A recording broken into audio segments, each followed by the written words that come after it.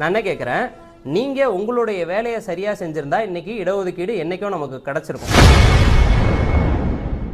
ராமதாஸ் தனது சொந்த கல்லூரியில் எத்தனை வன்னியர்களுக்கு சீட் கொடுத்து உள்ளார் என கடலூரில் காடுவெட்டி குருமகன் கனலரசன் செய்தியாளர் சந்திப்பில் கேள்வி எழுப்பியுள்ளார். காடுவெட்டியிலிருந்து பல 100 இளைஞர்களை கொண்டு பல வாகனங்களை கொண்டு அங்கே பல மாதங்கள் இருந்து அவர்களுடைய உழைப்பை எடுத்து அந்த இடத்தை உருவாக்கி பல வன்னிய சமூக இளைஞர்களிடம் பணம் திரட்டி ஒவ்வொருத்தரும் ஒரு செங்கலாக கொடுத்து கட்டப்பட்ட இந்த காலேஜில் இன்னைக்கு நம்ம சமூக இளைஞர்களுக்கு ஒருத்தருக்கும் 80,000 1 லட்சம் டொனேஷன் சொந்த சீட்டு.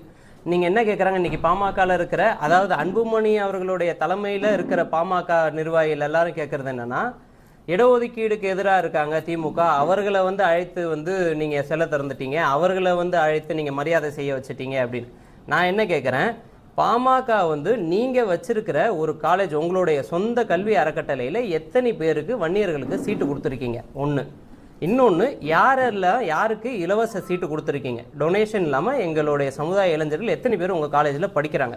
இதை சொல்லிவிட்டு நீங்கள் கேட்குற கேள்விகளுக்கு நாங்கள் உங்களுக்கு நேரடியாக ஒரு மேடையில் நாங்களே பதில் சொல்கிறோம்.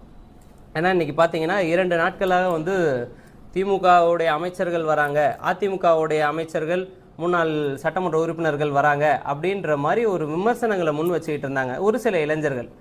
அவர்களுக்கு நான் ஒரு சில விஷயங்கள் சொல்லிக்கொள்ள விரும்புகிறேன். இது முழுக்க உங்களுடைய கட்சி நிர்வாகிகள் தேவையில்லாமல் உங்களை ஒரு அரசியல் புரிதல் இல்லாமல் ஒரு இளைஞர்களை தவறான வழியில் சித்தரிக்கிறாங்க, எடுத்துகிட்டு போயிட்டு இருக்காங்க. அதாவது இன்னைக்கு இடஒதுக்கீடுன்னு சொன்னால் இந்த இடஒதுக்கீடுக்காக திமுக என்ன செஞ்சது, அதிமுக என்ன செஞ்சதுன்றதை தாண்டி பாமக உண்மையிலே என்ன செஞ்சது? இதுதான் என்னுடைய கேள்வி இந்த இடத்துல. பாமகவில் வழக்கறிஞர் பாலு அவர்கள் இருக்காரு. இன்னைக்கு இந்த வழக்கு தொடர்க்கும் இந்த திமுக இடஒதுக்கீடு வழக்கில் முக்கிய ஒரு நிர்வாகி அவர் பாலு அவர்கள் உச்சநீதிமன்றம் வரைக்கும் சென்றிருக்காரு. அவர் சரியான ஆவணங்கள் அங்கே கொடுக்காம அவருடைய வேலையை சரியாக செய்யாமல் இந்த வழக்கில் பல மாற்றங்கள் நடந்தது எல்லாருக்கும் தெரிஞ்ச விஷயம். ஆனால் இன்னைக்கு நேத்தி அவருடைய பதிவு ஒன்று போட்டிருக்காரு, திமுக இடஒதுக்கீடுக்கு எதிராக இருக்காங்க, அவங்கள நீங்கள் தலைவருடைய இடத்துக்கு வர வச்சிருக்கீங்க அப்படின்னு சொல்லி பாலு அவர்கள் ஒரு பதிவு போட்டிருக்காரு. நான் என்ன கேட்குறேன், நீங்கள் உங்களுடைய வேலையை சரியாக செஞ்சுருந்தா இன்னைக்கு இடஒதுக்கீடு என்றைக்கும் நமக்கு கிடச்சிருக்கும். செய்திகளை உள்ளது உள்ளபடி தெரிந்து கொள்ள ரெஃப்ளெக்ட் நியூஸை சப்ஸ்கிரைப் பண்ணுங்க.